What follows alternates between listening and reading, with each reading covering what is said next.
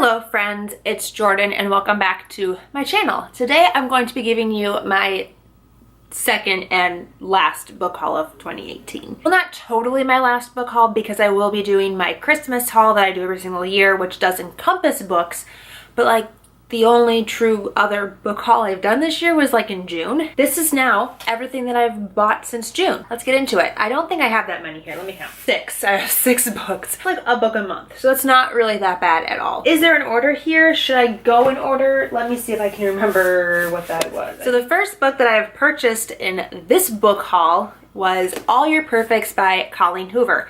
This is not actually her most recent book, I was gonna say that, but she actually just released a book called Verity, like within the last week. It is another romance. I think her new one is like a suspense thriller kind of dark romance book. I know this one follows a married couple whose marriage is not doing so hot, and it is a dual timeline novel from the past and the present, and I don't really know anything more.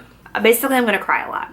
That is what I get out of this book. It'll be a great time. The next book that I acquired is actually a birthday gift, and that is One Dark Throne by Kendare Blake. My birthday was in July, and the lovely, lovely Kayla from Bookadoodles sent this to me for my birthday, which was so incredibly kind of her. I greatly appreciate it, Kayla. Happy birthday, Jordan. This is my favorite read of the year so far. Hope you enjoy it. I haven't read it yet, Kayla. I'm sorry, I'm the worst. I did really enjoy the first book. I think I gave it like a 3.5 star rating. It follows 3 triplets who live on this island that's divided into 3 factions, and each triplet is raised by one of the factions. So there's a naturalist, an elemental, and a poisoner. And on their coming of age year, they have to fight each other to determine who is going to be the one true queen, and then the other 2 die in the process. Scandalous. However, with these particular triplets, 2 of them appear to be non-magical, while the third one is very gifted in her magic. It kind of seems obvious who's going to win in the end, but obviously things aren't that easy, and I'm really excited to continue reading the series. Next book on my pile here is Toil and Trouble, 15 Tales of Women in Witchcraft, edited by Jessica Spotswood and Tess Sharp. I bought this book for Spookathon in October because it was the group book for that readathon, and I ended up reading, my bookmark is still in here, like maybe a third of it. Actually, this book haul has a lot of unread books in it. That's very unusual. Usually I'm really good about reading the books when I buy them, and I haven't read any of the books in this book haul, actually.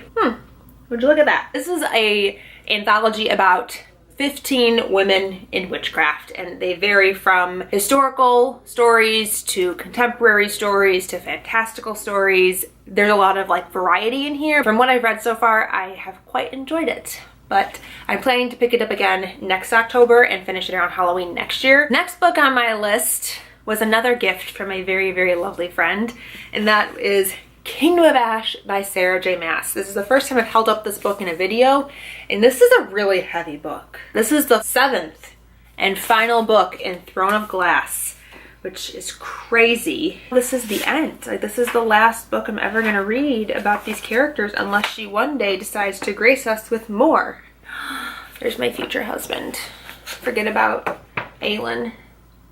You really meant to be with me. Being that this is the 7th book in a very long fantasy series, I can't give you much synopsis-wise, but I feel like you probably have heard of this around the block once or twice. I recommended the series to one of my best friends, and she recommended it to her sister, so they have both read it. They've also finished it, and I have not.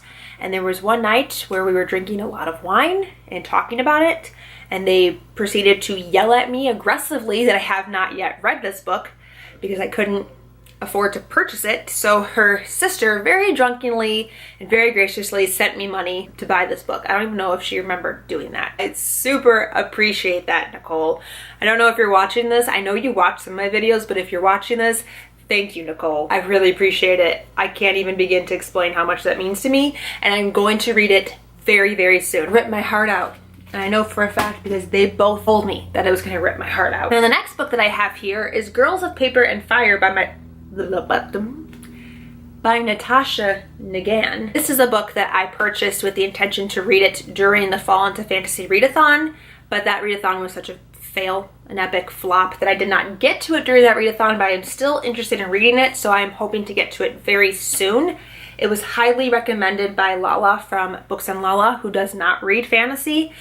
So when she recommends a fantasy, that means a lot. And I do know that it is a relationship between two female protagonists, so that's really exciting too. Vaguely remember it being about this king who's actually a demon, and every year he picks like 7 girls to go live in his palace to be like his sex slaves, I think. But then this particular year he picks 8 girls, and our 8th girl is the main protagonist. So she goes to the palace, but then she ends up falling in love with one of the other girls that this demon king chose. It's blurred by Ashley Poston, which wrote one of my favorite books from last year, Geekerella, so I have high hopes. And the last book that I have to show you is a holiday short story collection, and that is Snow in Love by Melissa De La Cruz, Nick Stone, Amy Friedman, and Casey West. I love me a good holiday read so much. I've read several holiday reads. This is just 4 short stories. I mean short, because this is like a very tiny book. I don't really know what any of the individual stories are about. I just know that it's 4 stories by 4 YA authors all about